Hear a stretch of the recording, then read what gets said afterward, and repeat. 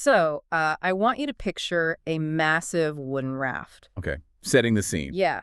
Like wide enough to carry 150 full-grown men. That is the substantial vessel. Exactly. And it's floating out from this very secluded island monastery. But there are only 5 men on board. Which immediately tells you something is a bit off. Right. You might wonder why it's so empty, and it's because every other available inch of that massive raft is just completely buried under gold. Wow. Literally buried. We are talking crucifixes, plates, and most devastatingly ancient books. Like, their incredibly intricate gold bindings were just ripped off and stacked like cordwood. Just heartbreaking. Yeah. And so the raft gets to the shore, unloads, and then it goes back. It goes back 3 separate times, entirely filled with the looted wealth and, frankly, the destroyed cultural memory of just one single location. And the really terrifying part is that this wasn't an isolated incident. Not at all. This specific level of systematic dismantling, it went on for 15 years. A decade and a half of just pure destruction. Right. Imagine your local community center, your central bank, the National Archives, and your deepest spiritual sanctuaries all being the exact same building. All housed under one roof. Exactly. Now imagine an invading force burning every single one of those to the ground across your entire known world. It is, it's a level of devastation that goes far beyond just a military defeat. Yeah. What you're describing is the intentional, targeted erasure of a civilization's hard drive. That is the perfect way to phrase it. And that is the terrifying high-stakes entry point for our deep dive today. We are getting into some heavy territory. We really are. We are exploring the survival of the Ethiopian Orthodox Tewahedo Church. And we have some absolutely phenomenal source material to guide us today. Yes, the excerpts from the history of the Ethiopian Orthodox Tewahedo Church. Right, by Professor Tewodros Tamarat and Professor Sergiu Haile Selassie. And I want to set expectations for you right now listening to this. These aren't dry, dusty historical texts. No. We aren't just reciting Bates here. Far from it. I mean, what we have here are the architectural schematics of institutional resilience. Oh, I like that. Yeah, we're looking at exactly how a unified cultural identity defends its very soul against, centuries of external invasion, ideological subversion, and just massive internal fracture. So our mission today is to unpack a roughly 500-year evolution.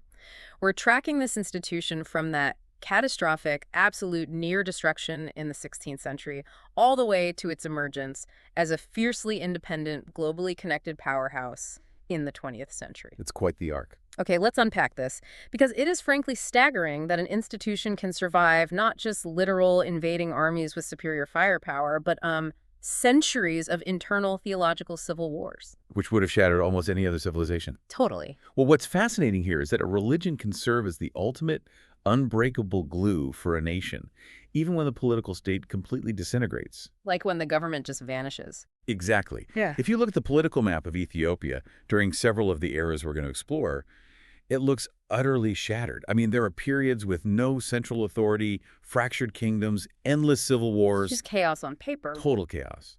Yet, the civilization itself survives. And the reason is that the central nervous system, the church, somehow remains intact. It adapts, it resists, it retreats when it has to, and eventually it regenerates the entire political and cultural body. The central nervous system. I really want to hold on to that concept because the first major shock to that system in our timeline is brutal. Very brutal. We are rewinding to the 15th and 16th centuries. Our sources set the stage with a vulnerability that is practically a classic historical trap, right? The leadership vacuum. Oh, the worst time for a kingdom. Yeah. So after the reigns of Tsar Yacob, who ruled from 1434 to 1468, and his successor, Baida Mariam, until 1478, the Christian kingdom of Ethiopia suddenly found itself governed by a series of what the texts call minor kings. And when the texts say minor, they don't mean unimportant. They mean literal children. Which is always a perilous situation for an empire. Absolutely. Kings who are simply too young to take the affairs of state into their own hands, it creates a massive vacuum. And historically, vacuums don't remain empty for long. Right, someone always steps in. You don't actually have a child ruling. You have the ambitious adults around them pulling all the strings. The royal guardians. The text notes these ambitious royal officials stepped into temporary prominence. But I'm trying to picture the mechanics of this. It's not just one regent kindly watching over the boy king, is it? Not at all. It's a court full of dozens of ambitious officials, all with their own factions, all vying for control of the throne. So it's basically a massive destabilizing power struggle. And the result, as the sources detail, is a 50-year period of intense political conflict and civil war. Think about what 50 years means in practical terms. That's like a lifetime back then. It is 2 entire generations of people born, raised, and dying in a state of internal chaos.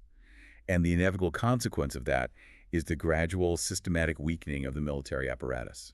They were too busy fighting each other. Exactly.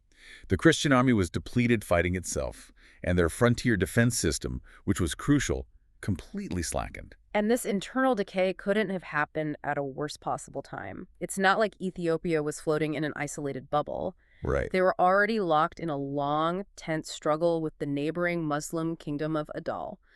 But while Ethiopia was distracted, bleeding itself dry in civil wars over who gets to hold the child king's hand, the geopolitical map of the entire wider world was being completely redrawn. The broader context is so essential here. We have to look at the rise of the Ottoman Empire. The Ottomans had just conquered the Near and Middle East. Huge power shift. Massive. And this wasn't just a political shift. It gave an enormous impetus to Islam in the Red Sea area and the Horn of Africa.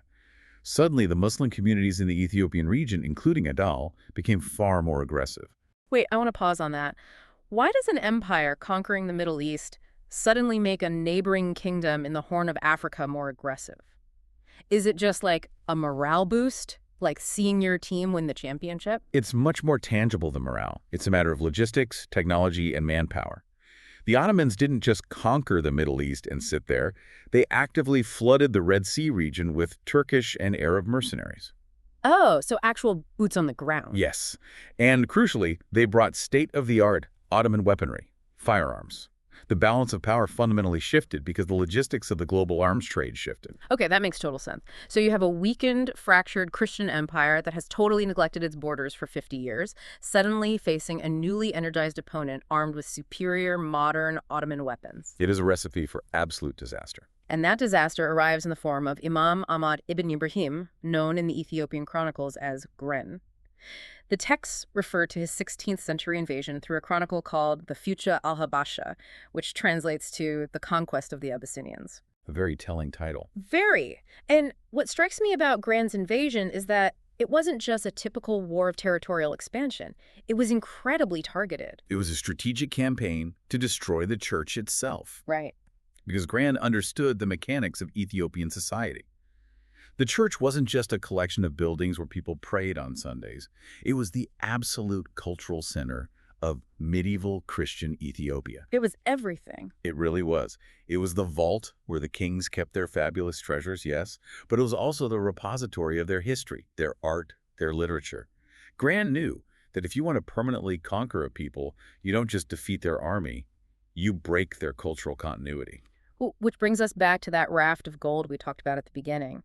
The descriptions in the text of this destruction are just staggering. It was a 15-year period of relentless burning and looting. The medieval heritage of Christian Ethiopia was almost completely wiped out. The text specifically details the sacking of the island monastery of Hague. The Muslim soldiers are taking gold crucifixes, countless idols, and those gold-bound books I mentioned. The text actually says each Muslim soldier took 300 ounces of gold. Let's contextualize that amount. 300 ounces of gold per soldier is an industrial scale of looting. It's insane. It requires a massive logistical operation just to move the stolen wealth, which is exactly why they needed those massive rafts making multiple trips. But, you know, the true tragedy isn't the loss of the precious metals. It's the books, right? Yes. They are ripping the gold bindings off the books and discarding or burning the pages. They're destroying the recorded knowledge of a civilization just to get the precious metals. It's cultural erasure. It brings up a massive question for me. If a culture loses its material wealth, its historical records, and its spiritual centers are literally burned to the ground, how does it physically and psychologically recover? I just can't wrap my head around the trauma of that. You've hit on the pivotal issue of this entire era. The devastation was profoundly psychological. The sources tell us that many inhabitants in the Muslim-occupied areas were forced to renounce the church and adopt Islam. Right. Now, some individuals chose martyrdom, dying for their faith. But the vast majority of Christian peasants, faced with the overwhelming reality of Gran's superior forces and the total destruction of their religious infrastructure, acquiesced. They just gave in. They accepted nominal conversion to Islam simply to survive. Which is honestly the most deeply human reaction possible. I mean, you have Ottoman guns pointed at your family, your local church is a smoldering ruin, your priests are gone. Of course you nominally convert. Right, survival is the priority. But I have to imagine that creates an incredibly complex survivor's guilt. It creates a deeply traumatized society. You have a population that has survived, but only by compromising their deepest cultural and spiritual identity. Yeah. And historically, if we look at the mechanics of trauma on a societal level, when a traumatized population eventually regains its footing and restores its identity, it does not go back to a relaxed, open state. They put up walls. Exactly. It tends to become fiercely, aggressively protective of that identity. They will never, ever forget the vulnerability of almost being entirely erased. So that sheer desperation for survival, the absolute necessity to counter the superior Ottoman firepower that almost wiped them out, it forced the Ethiopian kings to look outward. They needed a lifeline. They needed modern weapons. But this desperation, this outward reach, it leads them straight into a completely different kind of trap. It does. Now, the immediate threat of Gran is eventually neutralized. After Gran's death in 1543, Emperor Gallidoos managed to defeat his army and begin restoring the kingdom. Okay, some good news. But he didn't achieve this military victory in isolation. He had effective military assistance from the Portuguese. The Portuguese. And this initiates what our sources call the European dilemma. Now, relations with the Portuguese had actually started earlier, right, towards the end of the 15th century. But in the post-Gran era, the dynamic fundamentally changes. The Ethiopians, leaders like Emperor Libna Dingle, were looking at Europe through an incredibly pragmatic lens. Very practical. They were impressed by European technical advances, and they wanted to share in that material civilization. We really need to look closely at what the Ethiopians were actually requesting here. They weren't asking for theological guidance. Right. They were asking for a technology transfer. They specifically requested artists, builders, craftsmen, and crucially, men who could make firearms. Because they just got decimated by guns. Exactly. They had just survived an annihilation attempt driven by Ottoman guns. They knew they needed to develop their own domestic firearm production capabilities to secure their borders permanently. They basically just wanted the engineers. Yes. But here's where it gets really interesting. The Ethiopians wanted a military and technological alliance, but the Portuguese and the Europeans in general, they arrived with a completely misaligned agenda. Totally different goals. They weren't there just to trade guns for gold or to establish a, mutually beneficial secular embassy. They were obsessed with religious dominance. The sources point out that the Portuguese acted strictly as agents of the See of Rome. This is a classic, catastrophic failure of cultural intelligence. Oh, 100%. The See of Rome, the papacy, and its Portuguese agents were operating under an assumption of absolute spiritual supremacy. They were almost entirely ignorant of the profound ancient history and spiritual heritage of the Ethiopian Orthodox Church. Right, because Ethiopia has been Christian since the 4th century, long before many parts of Europe. Precisely. It is an ancient tradition. But the Portuguese didn't view the Ethiopians as ancient Christian brothers. They viewed them as wayward subjects who were practicing an incorrect version of the faith and who needed to be brought under the direct authority of the Pope. It's like a massive corporate merger where the acquiring company comes in, completely misunderstands the beloved local brand, ignores all the loyal customers, and tries to fire everyone in management just to install their own proprietary software. That's a very accurate comparison. Wait, I'm struggling to understand the Ethiopian perspective here. The Ethiopians just wanted guns and architects to rebuild their shattered country. And the Europeans respond by saying, sure, but first you have to completely overwrite your ancient religion and submit to the Pope. That was the deal. How did the Ethiopian leadership tolerate this level of overreach? Well, if we connect this to the bigger picture, it wasn't tolerated well at all, and the attempt to force it caused immense unnecessary bloodshed. The Jesuits were the primary agents leading this mission for Rome, and their approach was rigid. Very uncompromising. Highly uncompromising. They severely disturbed the spiritual stability of the Ethiopian Church by aggressively pushing doctrinal changes. On a population that we just established is deeply traumatized. That is the crucial context. Yeah. You cannot walk into a civilization that has just barely survived a 15-year war of religious annihilation, a population that is hypersensitive about the identity they just had to compromise to survive, and start demanding they change their theology to suit a foreign power. It's like poking a bear. It is an incredibly volatile psychological landscape to try and manipulate. It's astonishingly arrogant and honestly a bit strategically blind on the part of the Jesuits. And the blowback, naturally, was inevitable. The text notes that by 1632, Emperor Fascilatus had seen enough. He hit his limit. The internal division, the rebellions, the bloodshed caused by these foreign priests trying to alter the national soul, it was just too much. He officially and definitively expelled the Jesuit mission from Ethiopia. The sources are very clear that this Jesuit experience left a very bitter taste. It created a profound, long-lasting antipathy toward Europe and anything associated with it. Completely done. The Ethiopian church realized that foreign help came with strings attached that were designed to strangle them. So, having survived the physical destruction of the Ottomans and then surviving the ideological subversion of the Jesuits, the church does something fascinating. They turn entirely inward. The sources describe a 2-century period, 200 years, of intense internal doctrinal controversies. It's important we don't view this 2-century inward turn as just pointless bickering, though. As Professor Tamrit points out, they were engaged in an active, rigorous process of trying to purify the church. Cleanse the palate, so to speak. Exactly. They were hunting for any lingering external influences, any theological residue left behind by the Jesuit missionaries, and attempting to purge it. It's an ideological quarantine. They shut the doors, lock the windows, and start a massive internal audit of everything they believe. That's a great way to put it, an internal audit. But how does an institution survive doing nothing but auditing itself for 200 years? I mean, that sounds exhausting. Because paradoxically, this intense inward focus sparked a profound literary and intellectual revival. Really? Yes, this was particularly true in the Kingdom of Gondar. The church became this hyper-focused, incredibly sharp engine of intellectual debate. They were writing, debating, standardizing. And this intellectual rigor is what saved the civilization when the political structure collapsed again. Which brings up the era of the princes. I want to dive into the mechanics of this because the text notes that during this period, the political monarchy completely disintegrated. It just fell apart. The centralized state fell apart into a number of competing regional entities ruled by warlords and princes. But despite there being no unified state, the church preserved its basic unity. How? If the state breaks apart, why doesn't the church break apart along the exact same regional lines? Because of that 200-year intellectual audit. The church had spent 2 centuries aggressively defining exactly who they were and what they believed. They had a shared intellectual framework, a shared literary tradition, and a shared spiritual geography that transcended the regional political borders. Oh, I see. Even when a local prince declared himself independent, the local priests still answered to a unified theological system. The political bones shattered, but that central nervous system, the church, held the disparate pieces of the civilization together.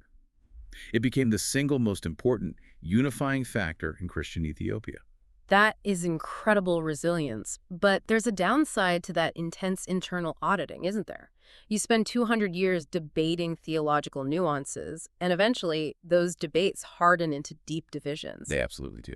By the time we reach the mid-19th century, the state is still fractured from the era of the princes, but now the church itself is internally divided over these incredibly complex doctrinal arguments. Ethiopia desperately needs a unifier, someone to force the puzzle pieces back together. Which leads us to a period of intense reorganization, dominated by 2 incredibly complex figures who approached this fractured landscape: Abuna Salama and Emperor Tewodros II. Let's set the stage for these two. Before 1855, we are deep in this era of the princes. There is no central government, just puppet emperors and ambitious nobles carving up the map. And the church's leadership is also in crisis. Yes. The church had actually been without a bishop for about 13 years, ever since the death of Abuna Kurios around 1828. Then finally, in 1841, a new bishop is appointed from Egypt, Abuna Salama, and his background is fascinating to me. It really is. He was a young man, incredibly energetic, but the detail that stands out is his education. He had attended a Protestant college in Cairo. Wait, a Protestant college? You are dropping a young Egyptian guy with Protestant college exposure directly into the middle of the fiercely traditional, hyper-isolated, deeply Orthodox Ethiopian church, right during a period of massive political instability and internal doctrinal controversy. It sounds like a terrible idea on paper. That sounds like dropping a match into a powder keg, especially because foreign missionaries are starting to poke around the borders of Ethiopia again at this exact time. You would expect it to be a disaster. But Abuna Salama proved to be an administrator of remarkable skill and political agility. He was highly cautious and deeply pragmatic. Let's look at the mechanics of how he handled those newly arriving foreign missionaries. Right, because he can't just welcome them, knowing the historical trauma of the Jesuits, but he also can't just violently expel them without causing an international incident with European powers. Exactly. So he compromises brilliantly. He grants these foreign missionaries specific spheres of influence. He allows them to set up schools and teach. Okay. But, and this is the critical lever of control, he strictly forbids them from baptizing anyone. No. If any Ethiopian is educated by the missionaries and wants to fully enter the faith, they must be baptized exclusively by an Orthodox priest. Oh, that is incredibly smart. He essentially outsources the heavy lifting of basic education and evangelism to the foreign-funded missionaries, but he maintains an absolute non-negotiable monopoly on the actual entry point into the institution. Yes. He controls the gate. It's a masterstroke of administrative control in a chaotic environment. But Salama was, at the end of the day, only a bishop. He could manage the spiritual gates, but he did not have the army or the political authority to restore unity to the fractured, warlord-dominated empire. For that, Ethiopia required a king. Enter Tewodros II.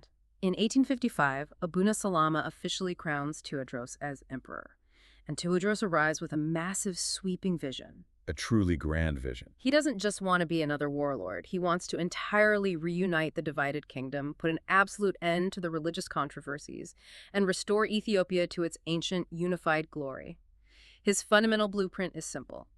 A unified state can only exist if it is supported by a perfectly unified church. To execute that blueprint, Tewodros realizes he has to permanently end the theological civil war that had been simmering and boiling since the Jesuit expulsion. He views doctrinal ambiguity not as a spiritual debate, but as a direct threat to national security. The sources break down this theological civil war into three competing doctrines, and I think we need to explore these because it highlights just how deep and consequential that 200-year internal audit had become. It's very complex. Yeah. So first, we have the official foundational teaching, Tewahedo, which means unity. This doctrine confesses the perfect unity of two natures, the divine and the human in Christ, without confusion and without separation. Yes, Tewahedo is the absolute bedrock of the Ethiopian Orthodox Church. The core belief is that the two natures of Christ become one perfectly united nature. Then you have the second faction pushing a doctrine called Kibat, which translates to unction. They place their theological stress on the anointing of Christ rather than the incarnation itself. Right. And finally, a third group advocating Sigalej, or Son of Grace. They taught a highly complex doctrine of three births, an eternal birth from the Father, a genetic birth from the Virgin Mary, and a third birth from the Holy Ghost after the incarnation. It gets very granular. Now, I have to ask, to a modern ear, these sound like incredibly granular academic semantic differences. Why on earth were Ethiopian peasants and regional lords willing to fight civil wars over whether Christ had two births or three? It's a crucial question. We have to step out of our modern secular mindset, where religion is often a private, compartmentalized part of life. In 19th century Ethiopia, theology was the absolute foundation of reality. It was everything. It dictated how you understood the universe, the state, and your own existence. Furthermore, as we discussed, the church was the only unifying institution that existed across these fractured regional borders. Oh, right. Therefore, if the church is divided on the literal fundamental nature of God, the entire society is fractured at its core. These aren't just academic debates. They are profound ideological fault lines that ambitious regional princes could exploit to justify political rebellion. That makes total sense. If the theology fractures, the only unifying social glue dissolves. Tewodros sees this exactly, so he doesn't convene a polite theological symposium to talk it out. No, not his style. He issues an imperial decree. He ruthlessly enforces Tewahedo as the sole permitted doctrine. And the text is explicit. He severely punished any followers of the Kibat or Tsegalej factions. He uses the full weight of the state's monopoly on violence to kill theological disputation. It was an unequivocally authoritarian approach. But from a purely pragmatic standpoint, it initially achieved his goal. The decree was generally accepted partly out of fear, partly out of exhaustion from endless debate. and the theological arguments largely died out. So it worked at first. It did. And we should note that in this early part of his reign, Tewodros occupied a very high moral ground. The sources emphasize his strict adherence to Christian moral standards. He took Holy Communion with his wife, setting a personal example for the empire. He also actively supported monks who were evangelizing in pagan areas, which actually led to many voluntary conversions, even among some Muslim populations. He sounds like a highly aggressive, visionary CEO taking over a failing company. He comes in, forces everyone to align on a single core mission, violently cleans up the corporate culture, and drives incredible initial growth and buy-in. A very apt comparison. But then he completely self-destructs. He does. The text says he initiated innovations in church organization specifically to fund his modernization policies. He violently solves the theological crisis to unify the church, and then he immediately goes after the church's wallet. Why would a leader who entirely relies on the church's structural support for his legitimacy try to defund them? Because Tewodros is caught in the tragic, unavoidable clash between the desperate need for rapid modernization and the entrenched reality of tradition. Tewodros is looking at the mid-19th century geopolitical map. He sees European colonial powers beginning to encroach on Africa. Right, the scramble for Africa is starting. Exactly. He knows that to survive, Ethiopia desperately needs a modernized, centralized, standing military and modern infrastructure. And the reality of statecraft is that modernization requires vast amounts of capital. But he's ruling over a state that has been fractured for decades. There is no deep, centralized tax base to draw from, right? Precisely. The state is broke. Yeah. However, there is one institution that possesses immense consolidated wealth and controls vast tracts of agricultural land: the church. Ah. Over centuries, the church had accumulated land through a system often referred to as gult, where the revenue and produce from the land supported the immense network of local clergy. Tewodros looks at this massive pool of untaxed wealth and makes a purely utilitarian and ultimately fatal calculation. The sources detail his plan, and it is radical. He plans to restrict the number of tax-exempt clergy in every single church to just 2 priests and 3 deacons. That's practically nothing. That's it. All the rest of the thousands upon thousands of clergy across the empire would be stripped of their status, forced to work in secular professions, and forced to pay taxes to the state. Furthermore, he planned to seize vast tracts of church land and redistribute it to farmers, who would then pay taxes directly to his centralized government. Let's look at the mechanics of why this failed so spectacularly. He isn't just angering a few high-level bishops in the capital. By attacking the local land structures and defrocking thousands of local priests, he is devastating the local economy and the social fabric of every single village in the empire. It's politically disastrous. He just forced the church to unify doctrinally, and his immediate reward to them is mass layoffs and land seizure. Naturally, it alienated the clergy instantly. But the fatal miscalculation was that it alienated the general public. The people revered the church and relied on that local clerical structure. When Tewodros attacked the church's economic foundation, the people did not side with the emperor's grand vision of modernization. They sided with their local priests. And this massive rejection triggers a profound, radical personality change in Tewodros. The text notes he grew harsh and bitter. All those high moral standards from his early reign vanish. He becomes completely alienated and paranoid. It spirals very quickly. It spirals into absolute tragedy. He even turns on Abuna Salama, the very man who crowned him and tried to help him unify the country. Tewodros imprisons the bishop at the mountain fortress of Madala, where Salama eventually dies in 1867. Tewodros' reign ends in personal ruin, suicide, and his empire fracturing once again as a British expeditionary force arrives in 1868. It's an incredibly dark, volatile chapter, but we have to extract the critical historical takeaway here. Tewodros' reign ended in absolute disaster, but his foundational blueprint, the core idea that a unified church doctrine is the absolute prerequisite for a unified modern state, was fundamentally correct. It was just poorly executed. Right. It was too effective a concept to discard. The leaders who followed him would pick up that exact same blueprint, but they would execute it with a completely different, far more sophisticated political strategy. Which transitions us into the period of consolidation and the push outward, stretching from roughly 1872 to 1913. The main architects here are Emperor Johannes and King Menelik of Shoa, who would later become Emperor Menelik II. 2 very shrewd operators. They survey the chaotic mess Tewodros left behind. They see that the state is fractured, and, predictably, Those old doctrinal differences, the Kibat and Segalej factions, are starting to bubble up again because Tewodros's violent suppression didn't actually resolve the underlying arguments. But Johannes and Menelik decide to handle it differently. Very differently. They don't just issue a dictator's decree. In 1878, they summon a massive strategic council, the Council of Borumeda, located in the Wollo region. This council is a fascinating piece of political and religious theater. Their goal is to bring together all the learned scholars of the church, force them into a room, and have them debate and settle the doctrine once and for all publicly. But there is a glaring, almost audacious structural problem with this council that the sources highlight. They held the most important unifying council in centuries without a bishop. Right. There was literally no bishop present in Ethiopia at the time. Which is wild. It is. Now, in the deeply hierarchical, rule-bound structure of the Orthodox Church, attempting to hold a definitive, unifying doctrinal council without a bishop presiding is highly irregular, bordering on canonically invalid. Yeah, you'd think so. But Johannes and Menelik are pragmatists. They didn't let the lack of a bishop stop them. So how did they legitimize it? The sources say they acquired a letter from the Patriarch of Alexandria that formulated the official teaching. They essentially used this piece of paper as the proxy authority for the bishop. It's a brilliant canonical loophole. By relying on the written formulation from the Patriarch of Alexandria, the highest authority they recognized, they bypassed the need for a local bishop. They used the absolute authority of that letter to definitively enforce the Tewahedo doctrine and issue an absolute final condemnation of the three births teaching, stamping out the last of the major internal heresies. And the location of this council is not an accident. They purposefully held it in Wollo.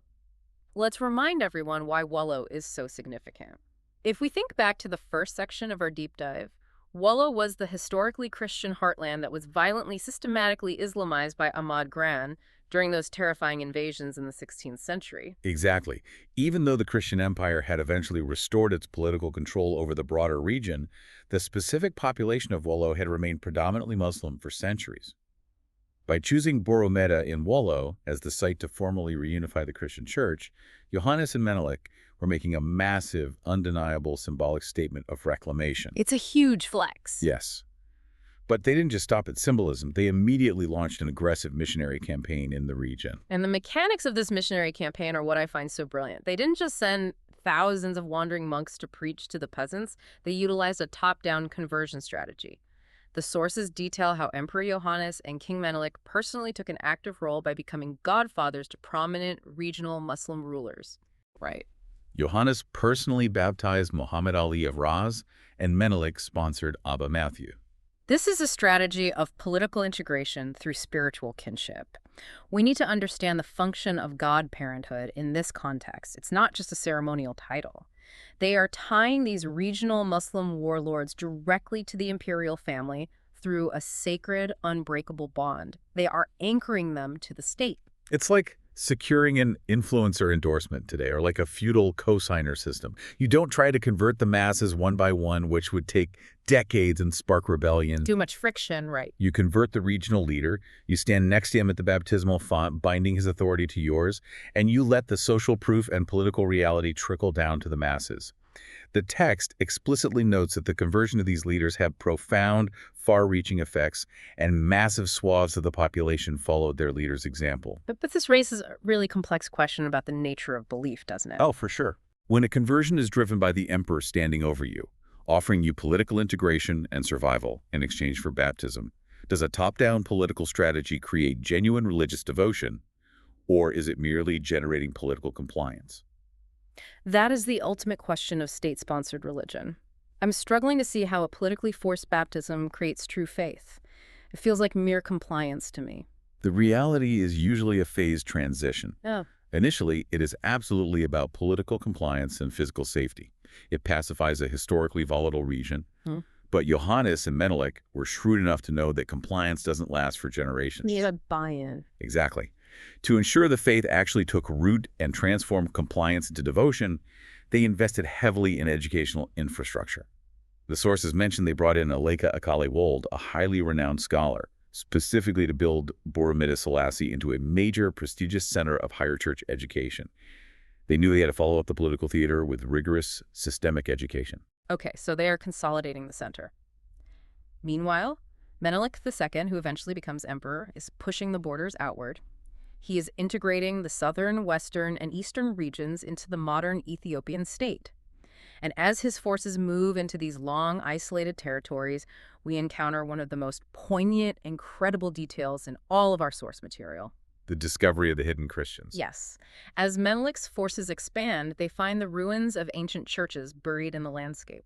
They find preserved ecclesiastical objects. These areas had been completely cut off from the Christian heartland of northern Ethiopia for centuries, ever since the chaos of grand invasions and the subsequent migrations. Try to conceptualize the depth of that isolation. For hundreds of years, multiple generations of these scattered communities had stubbornly clung to their Christian identity. But they had no priests to guide them. Nothing. They had no access to the sacraments, no communion, no official baptisms. All they had to sustain them was oral tradition, a few physical artifacts, and an incredibly stubborn cultural memory of who they were. The sources describe the profound, overwhelming joy with which these scattered communities received the arrival of fellow Christians and, finally, ordained priests. It's a testament to the enduring power of that cultural memory.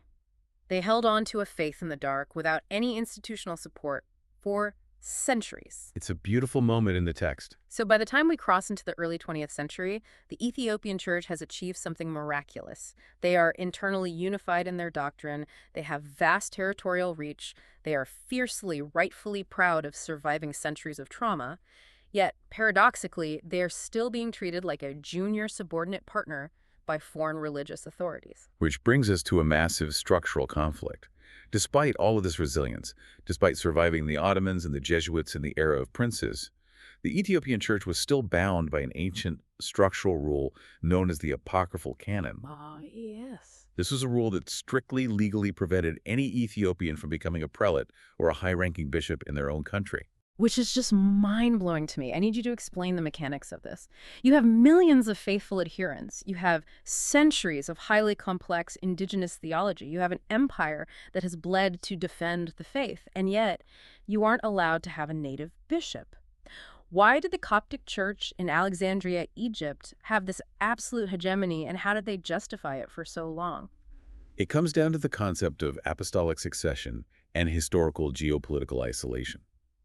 The Coptic Church in Alexandria claimed its authority directly from the See of St. Mark. In the deeply traditional Orthodox world, a church's legitimacy relies on an unbroken chain of ordained bishops stretching back to the apostles. Okay, I follow that. Because Ethiopia was geographically isolated from the rest of the Christian world by Islamic states for centuries, their only thread, their only physical connection to that ancient apostolic succession was through Alexandria. Alexandria used this apocryphal canon to maintain absolute control over that thread. So they were basically holding the keys. Exactly. Whenever Ethiopia needed a new bishop to ordain local priests or legitimize an emperor, they had to send emissaries in gold to Egypt and beg the Coptic patriarch to send them an Egyptian monk. So it's a spiritual monopoly enforced by geographical isolation. The sources note that when Emperor Johannes wanted to strengthen the church in 1881, he had to petition Alexandria, and they sent down 4 Egyptian bishops, Petros, Matthäus, Lucas, and Johannes. And to be fair, those Egyptian bishops often served their purpose well at the time. But as we move into the 1920s, the context shifts drastically. Ethiopia is modernizing. A new wave of national independence and self-awareness is rising. The world is changing. Exactly. The Ethiopian clergy, the scholars, and the government start to recognize the sheer practical futility of this arrangement. They realize you cannot successfully reform, educate, and modernize a massive, complex national church using a foreign hierarchy that doesn't speak the local languages, doesn't understand the local culture, and is completely out of touch with national political life. The pressure cooker finally hits a breaking point in 1926. Abuna Matthäus, the last of those 4 Egyptian bishops brought in by Johannes, dies. His death sparks a massive national consensus across Ethiopia. The church must be freed from Coptic hegemony. We cannot keep importing our spiritual leaders. It was a national rallying cry. What follows is a highly tense 3-year period of intense diplomatic and canonical negotiation between the Ethiopian government and the Coptic patriarch in Egypt. The Ethiopians finally had leverage. They had a unified, modernizing state that simply wouldn't accept no anymore. Finally, in 1929, they force a major breakthrough. A new Coptic Abuna, Kurios, is appointed from Egypt, but the Ethiopians extract a massive, unprecedented concession. Alexandria agrees to allow the consecration of 5 Ethiopian monks as diocesan bishops. Abraham, Isaac, Michael, Petros, and Soiros, 5 native men of irreproachable moral integrity. This is a monumental, historic step toward actual autonomy. They finally have native high-ranking clergy. A huge victory. But, as seems to be the pattern in this history, almost immediately after achieving the stabilizing church structure, they are plunged into their darkest, most brutal trial yet. The Italian fascist occupation from 1935 to 1941. Mussolini's Italy invades Ethiopia with modern tanks, aircraft, and chemical weapons. Horrific. It was. But the fascists aren't just fighting a military war. They understand exactly what we've been discussing this whole time. They look at the sociological structure of Ethiopia. They see that the church is the ultimate indestructible factor of Ethiopian unity. And they develop an explicit, targeted policy to undermine and destroy that influence. The fascist strategy wasn't just to conquer the physical territory. They wanted to break the psychological spirit of the nation. And to do that, they specifically targeted those newly minted Ethiopian bishops and the ancient monastic centers of learning. They knew where the power was. The sources outline the ultimate, heartbreaking sacrifices made during this period. Abuna Petros and Abuna Michael, 2 of those 5 native bishops consecrated just a few years earlier, are publicly executed by the fascists. They paid with their lives for their steadfast patriotism and their refusal to submit to foreign occupation. It was a targeted decapitation of the spiritual leadership, and it extended to the monastic scholars as well.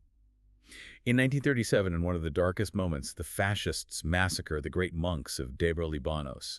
Any ecclesiastic, any priest or monk suspected of even sympathizing with the national resistance were subjected to martyrdom.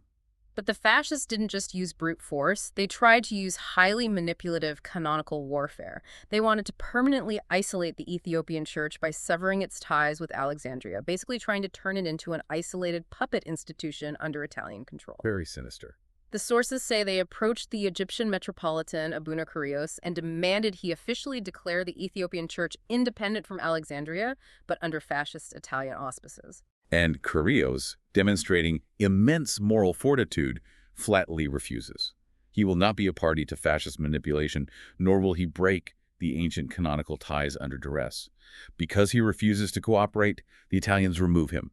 They send him to Rome, and he eventually retires to Cairo in self-imposed exile. So now look at the situation. Ethiopia is bleeding, violently occupied, its native bishops are being martyred, and it is once again without a metropolitan. The fascists see this massive canonical crisis, this vacuum, and they try to cynically manipulate it. They take one of the few remaining Ethiopian bishops, the aged and ailing Bishop Abraham, and they essentially coerce him to take Kurios' place. They force him to declare the Ethiopian church fully independent. It was a brilliantly cruel poison chalice. The Italians knew the Ethiopians had wanted full independence from Alexandria for decades, so the fascists offer them exactly what they have been begging for, but on fascist terms, tainted by fascist control. It's an impossible choice. And the reaction from Egypt is swift. The Patriarch of Alexandria immediately excommunicates Bishop Abraham and anyone who follows this illicit, fascist-sponsored independence. Right. So what does this all mean for the institution? The fascists thought that by physically cutting off the head of the church through executions, or by propping up a puppet head in Bishop Abraham, they would kill the body of the resistance. But it seems the real power, that central nervous system we talked about, simply decentralized. It morphed into a shadow resistance network. Exactly. The formal, visible hierarchy inside the country was either compromised by coercion or literally martyred. But the true spiritual authority shifted to the church in exile. The sources highlight the incredibly vital underground work of the Echich, a high-ranking monastic leader who would later become Patriarch Abuna Basilios. Aha, Basilios. He escapes and sets up his seat in Jerusalem. From Jerusalem, he is basically running an underground spiritual resistance movement. I want to look at the logistics of this. He dispatches priests to secretly minister to Ethiopian Christians in exile. He smuggles messages of consolation and divine hope to the patriots fighting a brutal guerrilla war in the mountains and forests inside Ethiopia. It's an incredible operational feat. He even manages to send 5 monks all the way to England, where Emperor Haile Selassie is living in exile, to ensure that the exiled imperial community has the sacred objects needed to continue receiving the sacraments. If we connect this back to your earlier question about top-down political conversions versus genuine, deeply held faith, This terrifying period absolutely proves the depth of the genuine faith. It really does. The Ethiopian patriots and the exiled clergy had to navigate a profound moral gray area. They could have accepted the fascist-sponsored independence under Bishop Abraham. It would have provided them with immediate physical safety and the structural autonomy they always wanted. The easy way out. Exactly. But because it was politically poisoned and canonically illegitimate, true patriots rejected it. They chose the immense hardship of exile and guerrilla warfare. The Echige's moral authority radiating from Jerusalem kept the resistance spiritually united and gave their suffering a divine purpose. And that incredible moral integrity pays off exponentially. After the liberation of Ethiopia in 1941, the church doesn't just quietly go back to the old status quo. Abuna Kurios returns from Cairo, and the negotiations with Alexandria resume. But the dynamic is completely altered. The tables have turned. Ethiopia's is no longer begging. They are negotiating from a position of undeniable moral and practical strength. They survived Gran, they survived the Jesuits, and now they had survived the fascists. The blood of their martyrs gave them absolute leverage. Alexandria could no longer claim they needed supervision. The moral high ground was unassailable. In 1948, they finally reach a definitive agreement. The Coptic Synod officially decrees that Ethiopian monks can be appointed as bishops immediately. And critically, they agree that upon the eventual death of Kurios, an Ethiopian metropolitan would finally be consecrated. And in 1951, it finally happens. Abuna Kurios passes away, and Abuna Basilios, the very same Echige who held the resistance together from Jerusalem during the darkest days of the fascist occupation, is chosen as the Metropolitan of Ethiopia. A beautifully poetic conclusion. Full, unambiguous autonomy is established, heavily supported by Emperor Haile Selassie. After over 1,000 years of foreign oversight, the Ethiopian Church is finally officially led by an Ethiopian. It's the culmination of centuries of struggle. And what is most revealing is what they do the moment they achieve this secure, undeniable autonomy. A lesser institution, having suffered so much external trauma, might have built even higher walls. Totally. Just shut everyone out for good. They might have retreated into the deep isolationism that characterized the post-Jesuit era. But they don't. Once they are fully secure in their identity and their hierarchy, they confidently push the doors open and step boldly onto the world stage. Which transitions us into the final phase of our journey, ecumenism, from 1948 onwards. The transformation in their posture toward the outside world is almost dizzying. In 1948, before they even have their final native metropolitan officially installed, the Ethiopian Church becomes a founding member of the World Council of Churches in Amsterdam. Right out of the gate. They are out there represented globally by Abuna Theophilos and Blattenjetta Merzi Hazenwold Kirkos. They don't just join to have their names on a plaque either. They immediately begin engaging in active, collaborative global projects. They utilized WCC aid for the Kunama Project, which was focused on evangelizing the Kunama people in Western Eritrea, and they established the Zue School in Shoa, specifically to train a new generation of youth for active missionary work. So they're building capacity. Yes, they are outward-facing, dynamic, and collaborative. It gets even more expansive. They participate as official observers in the Vatican Council. I really want to pause and recognize the historical magnitude of that specific detail. This is their first indirect institutional dialogue with the Roman Catholic Church since Emperor Fascilatus violently kicked the Jesuits out in 1632. That is a massive bridge to rebuild. Right. And they are suddenly at the Pan-Orthodox Conference in Rhodes in 1961. They are traveling and having deep theological dialogues in Denmark and in England. And perhaps the most significant milestone occurs in 1965. The heads of the Oriental Orthodox churches agree to a massive historic meeting, and they choose Addis Ababa as the location. The sources note that this was the very first time these specific global leaders had met together in council since the Council of Ephesus in 431 AD. Wow. That is over 1,500 years of separation. And they chose the Ethiopian capital to host it, even establishing a permanent secretariat there. It is the ultimate historical redemption arc. I keep thinking about the sheer scale of this change. They go from violently expelling the Jesuits and intentionally isolating themselves for 2 entire centuries just to protect their fragile identity from foreign contamination to literally setting up a global secretariat in their own capital to actively unite world churches. The contrast is amazing. It's like a traumatized hermit who has hidden in the deep woods for a century, suddenly emerging to become the highly effective Secretary General of the United Nations. I'm amazed by the psychological shift. What gave them the institutional confidence to finally open the door so wide after centuries of defensive posture? Well, because, as we discussed, true lasting confidence only comes from deeply secure autonomy. Think about their history. For centuries, their core identity was under constant existential threat. They were threatened by foreign bishops from Egypt, holding their canonical legitimacy hostage. They were threatened physically by foreign empires like the Ottomans and the Italians. They were threatened ideologically by foreign missionaries like the Portuguese. Every single interaction with the outside world was perceived, rightly so, as a fight for their very survival. Which makes sense. But by the 1950s, the battle for autonomy was definitively won. Their physical borders were secure, their internal hierarchy was completely native, and their theology was unified. They could finally engage with the rest of the world, not as a vulnerable subject fighting off a conqueror, but as an absolute equal taking its rightful, hard-earned seat at the global table. That is an incredibly powerful realization, and it brings us to the end of an absolutely staggering 500-year journey. We've seen this singular institution rise from the literal smoking ashes of Ahmad Grand's terrifying invasions, where their deepest cultural memories were carried off on rafts of looted gold. A literal trial by fire. We watched them navigate the dangerous, arrogant miscommunications of the Jesuit overreach, retreating entirely inward into a 200-year audit just to save their own soul.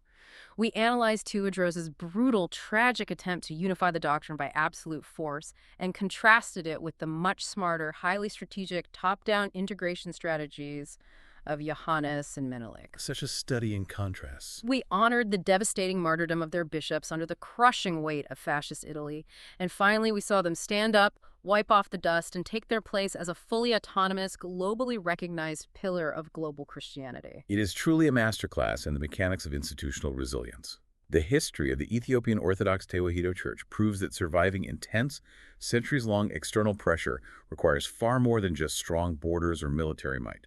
It requires a deeply unified, rigorously audited internal identity. Yeah, you have to know who you are. And perhaps most importantly, it requires the institutional wisdom to know exactly what historical season you are in.